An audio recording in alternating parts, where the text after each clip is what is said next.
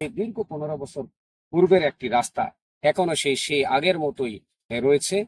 শিক্ষার্থীরা রয়েছে, শিক্ষার্থীরা যায়, গাড়ি দিয়ে যে যাত্রীরা হোক, গাড়ি দিয়ে যে যাত্রীরা যায়। বিভিন্ন নেতারা বিভিন্ন সময়ে ভোট দিতে আসে, ভোট চাইতে আসে, বিভিন্ন চেয়ারম্যান ভোট চাইতে আসে, বিভিন্ন মেম্বারেরা ভোটের সময় প্রতিশ্রুতি দেয়। কিন্তু বাস্তবে চিত্র হচ্ছে আজকে এই রাস্তা হওয়ার পরে আমাদের যে চিত্র, সেই চিত্র এখনো পড়ে আছে। নির্বাচনের আগে সব মানুষই টাকা দিয়ে চেষ্টা করে কিছু করার, সেই সময়ে করা আর এখনকার করা রাত দিনে পার্থক্য। আপনারা এখন থেকেই সমাজের কাজে আসুন, দেশের কাজে আসুন। এই যে সড়ক, এই সড়ক ধরে সামনে দিয়ে আমাদের স্কুল, এই স্কুলটি হচ্ছে আমাদের সেই শৈশবের স্কুল, সেই শৈশবের ছোটকালের স্কুল, প্রাইমারি স্কুল। সেই প্রাইমারি স্কুলের পাশের যে রাস্তা, সেই রাস্তা আজও সেই 12 থেকে 14 বছর আগের রাস্তায় পড়ে আছে। এখানকার মানুষের ভাগ্য উন্নয়ন হয় না। রাস্তা এবং রোড এবং যাতায়াত ব্যবস্থা সেই আগের মতোই রয়ে গেছে। মানুষের জীবনযাত্রা উন্নয়ন ঘটলেও মানুষের রাস্তা এবং এখানকার অবকাঠামোগত উন্নয়নের কোনো সোয়াই আমরা এবং আমাদের অত্র এরিয়ার মানুষ, গ্রামের মানুষ এখনো পায়নি। এই দীর্ঘ 15 বছর পূর্বের একটি রাস্তা এখনো সেই আগের মতোই রয়েছে। দেখুন আপনাদের রাস্তার চিত্র। বর্ষা হোক, শিক্ষার্থীরা রয়েছে, শিক্ষার্থীরা যায়, গাড়ি দিয়ে যে যাত্রীরা হোক, গাড়ি দিয়ে যে যাত্রীরা যায়। মানুষের যে চলাফেরার যেই মুভমেন্ট, তাদেরকে এই রুট করেই, এই রাস্তাতে করে সামনের স্কুলে তাদেরকে পৌঁছাতে হয়। বিভিন্ন নেতারা বিভিন্ন সময়ে ভোট দিতে আসে, ভোট চাইতে আসে, বিভিন্ন চেয়ারম্যান ভোট চাইতে আসে, বিভিন্ন মেম্বারেরা ভোটের সময় প্রতিশ্রুতি দেয়। কিন্তু বাস্তবে চিত্র হচ্ছে আজকে এই রাস্তা হওয়ার পরে আমাদের যে চিত্র, সেই চিত্র এখনো পড়ে আছে। সেই মেম্বারদের ফাঁকা বুলি, চেয়ারম্যানদের ফাঁকা বুলি এবং এমপি ক্যান্ডিডেটদের ফাঁকা বুলি, সেই বুলির জায়গায় রয়েছে।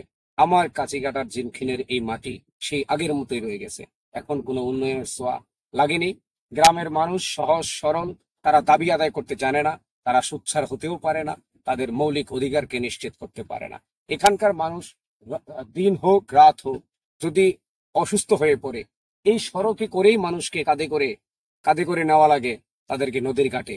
তারপরে তারা প্রাথমিক সেবার জন্য অন্য জেলাতে তারা চলে যায়, তাদের চিকিৎসা হয়।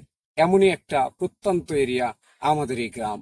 আমার পিছনে এই যে স্কুলটি দেখছেন, অত্র এরিয়ার 5 থেকে 7টি কান্দি থেকে মানুষ এবং শিক্ষার্থীরা আসে, এই বাচ্চারা পড়াশোনা করে এই প্রাথমিক বিদ্যালয়ে।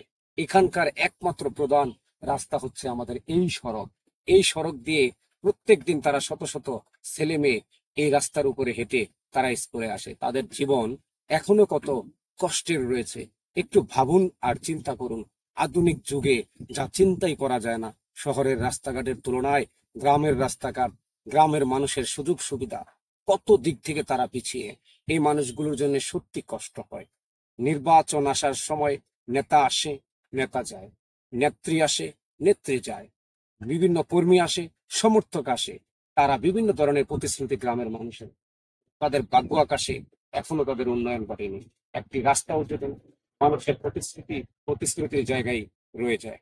তো আমাদের এই অত্র এরিয়াতে যারাই নির্বাচিত হন, যারাই প্রতিনিধি হিসাবে আসুন, আপনারা জনগণের স্বার্থে কাজ করুন। বিগত সালে আপনারা কেউ জনগণের স্বার্থে 2 পয়সার কাজও করেন নাই।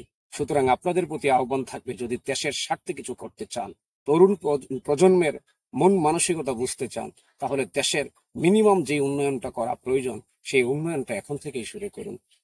কারণ ওই নির্বাচনের আগে সব মানুষই টাকা দিয়ে চেষ্টা করে কিছু করার, সেই সময়ে করা আর এখনকার করা রাত দিনে পার্থক্য। আপনারা এখন থেকেই সমাজের কাজে আসুন, দেশের কাজে আসুন।